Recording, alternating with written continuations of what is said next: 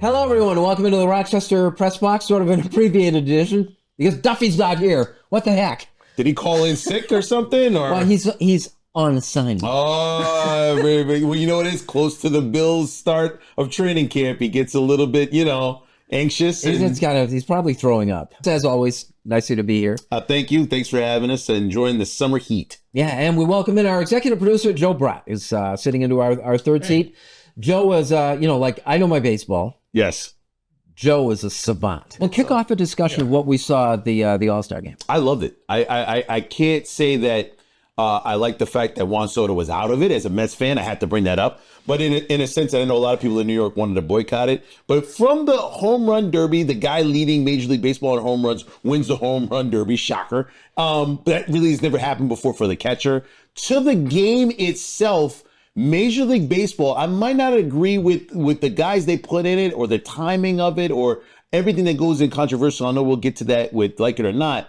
I enjoyed it all the way up to the swing off. Like you mean including? Yeah. Up to the swing off. I'm like, well, obviously you're going into this. You've never seen anything like this before. And then when you get there, it's kind of like, all right, it's like home run derby leftover too. Like it decided a game that doesn't really affect Major League Baseball, but for the promotion of Major League Baseball, it was brilliant. Joe, the swing off is the thing that everyone will be talking about probably forever. What do you think? As a purist, Duffy accuses me of being a purist. This guy's a purist. What do you think, Joe? Yeah, I'd say I am a purist, and I actually did like the swing off. It wasn't what I thought it would be. Yeah.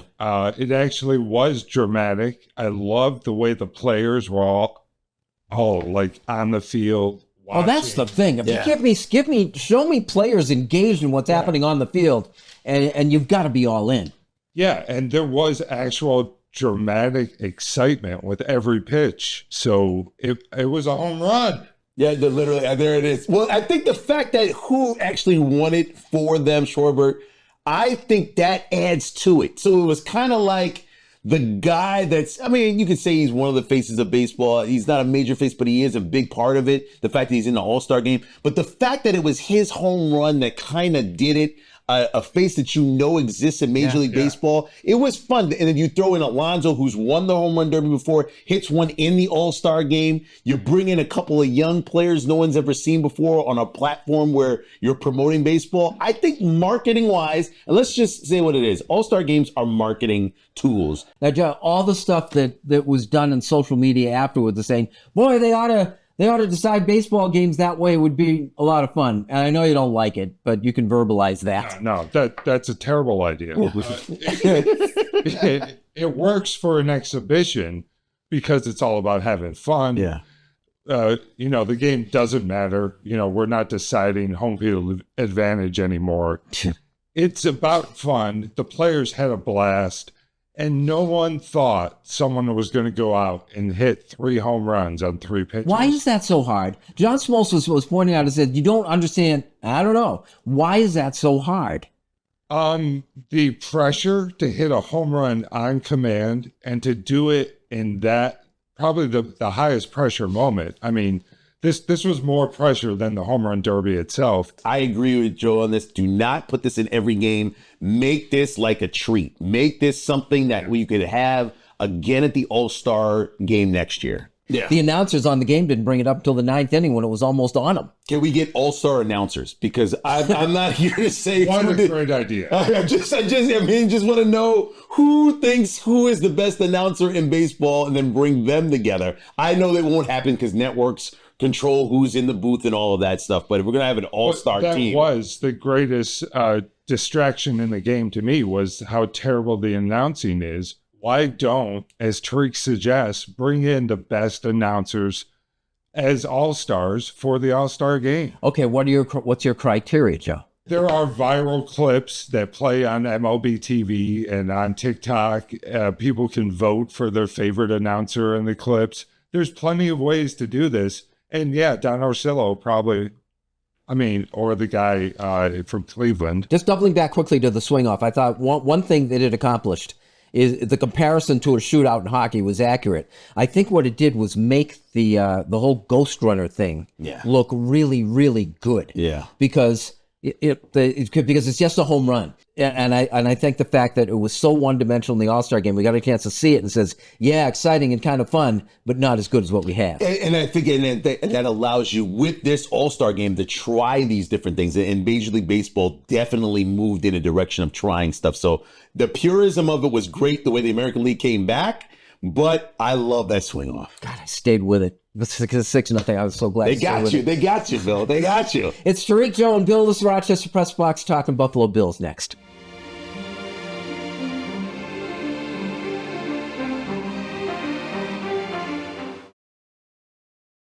Just passing through. Life lessons from notable Rochesterians. People you may think you know. Don Alhart, Maggie Brooks, John Dady, and Stacy Pension. J Mac and Soccer Sam. Fred Costello, and Jake Zembeck. Along with 21 more. How they all got from there to here. It's a new book by Bill Pucko, available for $12 postpaid only from rocksportsnow.com. Try it, and thank you.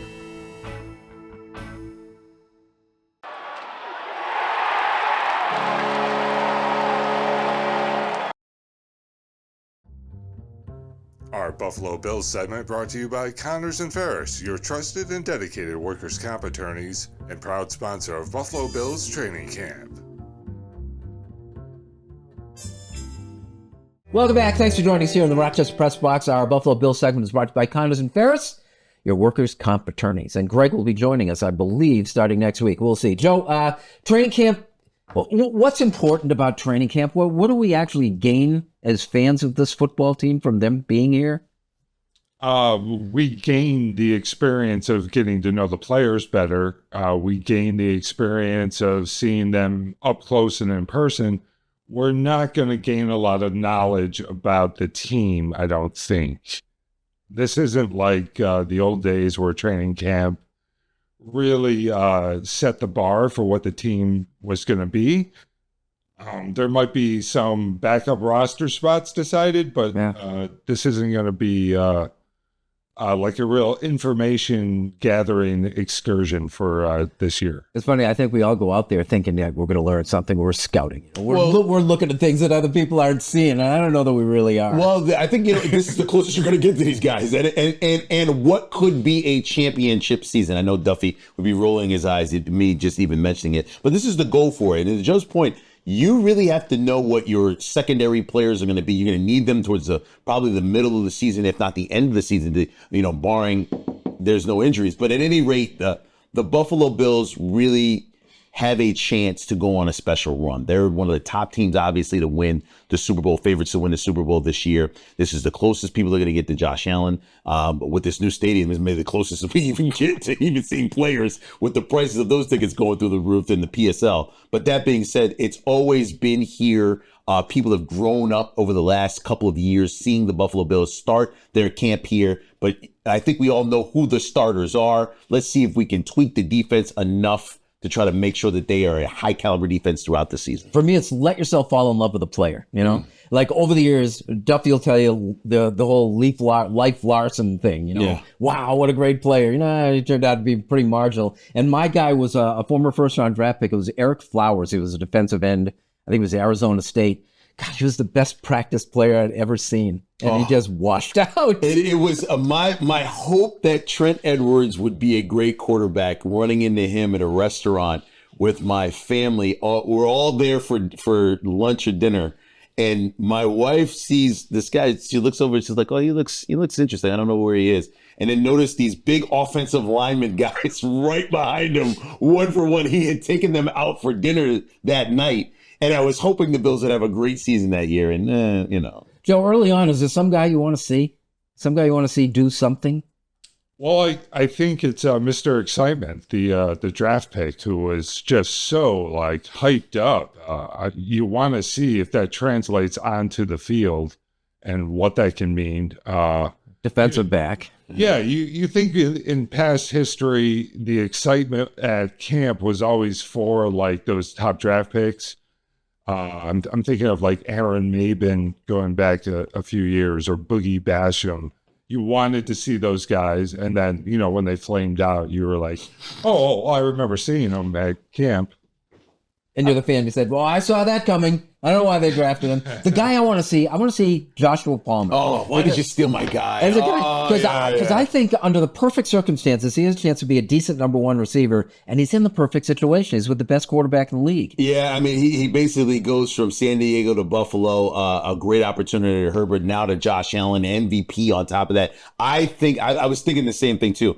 I think he's one of these guys that the Buffalo Bills do a very good job of picking up, putting him into this system that doesn't involve just the number one receiver, revolves around multiple receivers with Shakir and all the other different weapons that they might have at the tight end position. I think that's going to be fun to see. I believe one of the two tight ends is going to come through, Dalton Kincaid, maybe one of them. This is the last thing, Joe. Like, how long will it be before it's still okay to call the Chargers the San Diego Chargers? How long will it be? Yeah, I mean, like, how long is that good? Because you just did it 2 years ago. Oh, 2 years ago? Yeah. I think it's permanent. I think you can call them the San Diego Chargers forever. And a little known fact, they began as the LA Chargers. In the original American Football League, they were the LA Chargers. Then they moved to San Diego. Now, of course, they've moved back. That's right. How do you call the Raiders, just out of curiosity? I said they're still Oakland to me. Well, it's a rough one. What do we call Washington then? Well, I know what I don't call them. Very good. Keep it up with the times. I love it, Joe. That's a perfect answer. This Rochester Press Box segment brought to you by Connors and Ferris, your workers' comp attorneys. Like it or not, is next.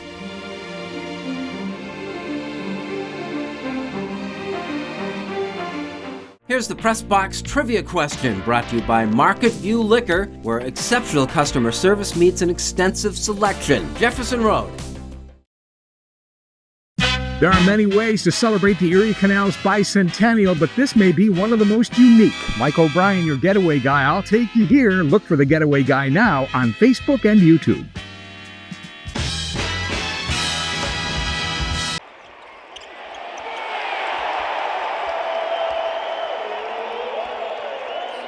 Here's the Press Box trivia answer brought to you by Market View Liquor, where exceptional customer service meets an extensive selection.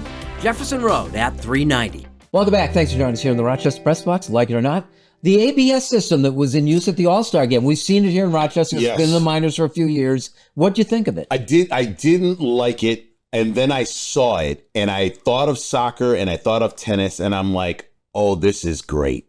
And you know what made it great? I think it was the way it was introduced. The atmosphere of the All-Star Game, in fun, like joking, okay, let's see how this turns out. Doesn't really affect the game, doesn't really affect anything specifically. You put it in a fun atmosphere, and it got accepted a lot quicker than if it decided a game, whether it's in June or August. You know what I mean? Like, I think it was presented in a way of fun in front of a national audience, and I think I'll remember how it got introduced and why I went from, I'm not quite sure, I don't think I like this, to, yeah, okay, yeah, let's use technology. I think the next step, Joe, is to allow the umpires to gloat when they get one right. That would be interesting. Kind of a Frank Drebin and Naked Gun kind of gloating. But my thought on that is actually that the way they introduced it was perfect because it was fun, but it's not going to be that much fun when it's a serious ball game and, playoff games are on the line. So it's going to get pretty testy when it's in actual practice. It's absolutely going to happen too. The game I saw at Dodger Stadium, it wasn't the ABS system because obviously not using it there. Yeah. But early in the game, Mookie Betts beats out a double play. They call him out. They reverse the call. Dodgers get 4 runs. They win by 2. But look at where we are when it comes to some of these games and all the controversy. You need these calls right. And I think technology, you can't put it back in the bag. You're going to have to just use it. Like it or not, Joe, did you have a problem with Jacob Misiorowski making the All-Star team? I did not have a problem with it, and I'll tell you why. He made his major league debut against the Pittsburgh Pirates and outdueled Paul Skeens. He's been dominating major league teams. It's only been 5 starts, but with the exception of Paul Skeens, that we've seen a starter like this in Major League Baseball. I think you reward him, and you also expose his talents to the nation at the same time. I don't have a problem with it. I thought it was a great idea. Yeah, to Tariq's point, you said, it's all entertainment. I says, I didn't like it just for what it stood for, but I found myself looking forward to seeing him. Well, that's the whole point of it. Well, from the marketing standpoint, I would probably have not changed the channel to go see this guy pitch had it not been for the All-Star Game. So it didn't hurt against the game. It was interesting. It was a bit of a carrot to get people to lounge around, and Major League Baseball was able to still capitalize on it. So I didn't like it. I don't like it, but I understand the marketing value. It's funny the way you say that, too. I think that's the reason why he wound up in the 8th inning. Yeah. It was set up for him that way. A lot more people know The Miz is awesome now because of that game. So yeah. That's our Like It or Not segment. Unfinished Business is next.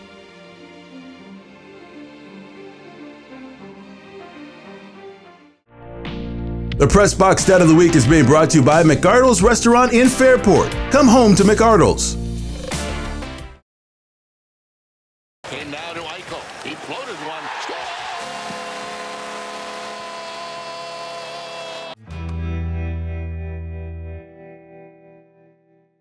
Welcome back. Thanks for joining us here on the Rochester Press Box. Unfinished Business brought to you by Greg the Roofer. Better roof, better price. Better call Greg the Roofer. Save time and money on your roof, siding, and windows. You call today for a free estimate, and financing is available at gregtheroofer.com. Let's let our executive producer, Joe Bradt, kick us off here. Baseball is a game of heroes, and heroes mean a lot to kids, and the All-Star Game was a great display for heroes for kids to look up to. I bring this up because my personal baseball hero, Dave Parker, passed away a couple of weeks ago. And the baseball honored him at the All-Star Game this year in a nice little tribute. And of course, he's being elected to the Hall of Fame this year. The way that heroes are represented in baseball, it's an entryway for kids to love the game.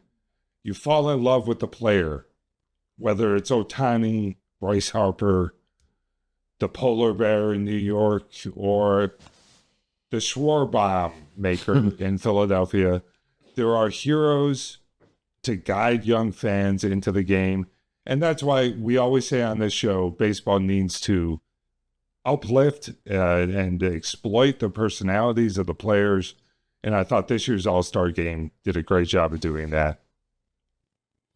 All right, we haven't gotten to Hard Knocks yet with the Buffalo Bills, although I'm eagerly anticipating it, even though Pat Duffy and Ryan Duffy are not eagerly anticipating it, all for the more reason to watch and catch up on other shows like Quarterbacks, which is now back on Netflix. Listen, great opportunity to see how a team is operating. And one quarterback in particular, Kirk Cousins. Kirk Cousins got a major contract to perform for Atlanta, only to have Michael Penix be drafted and potentially take over as the new quarterback for the Atlanta Falcons. Not exactly what Kirk Cousins was expecting, but neither was that Achilles tear and how he will respond from it. So if you watch Quarterbacks this year, that's the more interesting story going forward into this upcoming NFL season.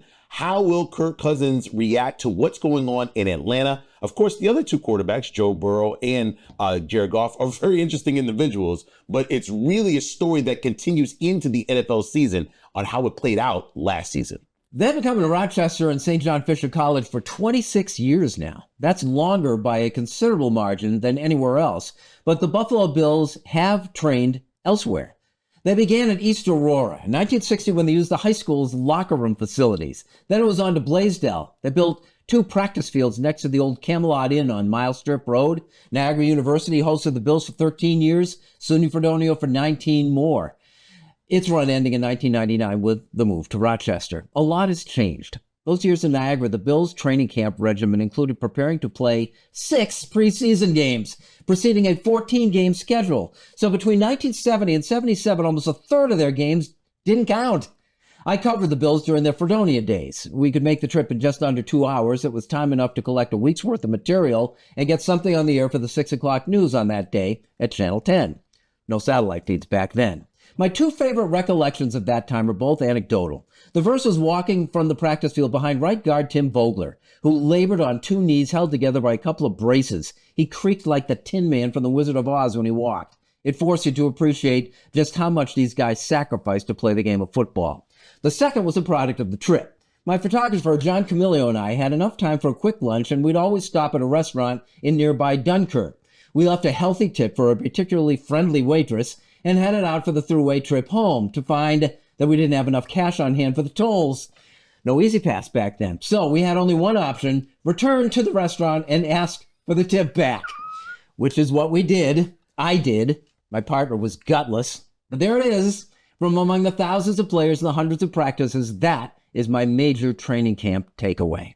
That is our Unfinished Business, brought to you by Greg the Roofer, and that is our show. I should point out that we went back the next week and made the tip up more than generously. Okay, all right. I was like, there's got to be a happy ending here, or you're tipping 30% for the rest of your life, for crying out loud. Thank you very much. Hey, thanks for having me on, Bill. Let's do this again. Tariq, thanks as always. And thank you for watching. We'll see you again next week on the Rochester Press Box. Oh my God, that's a great. I like that story. That's funny. He says, I ain't doing it. We got to do this. I'm not doing it.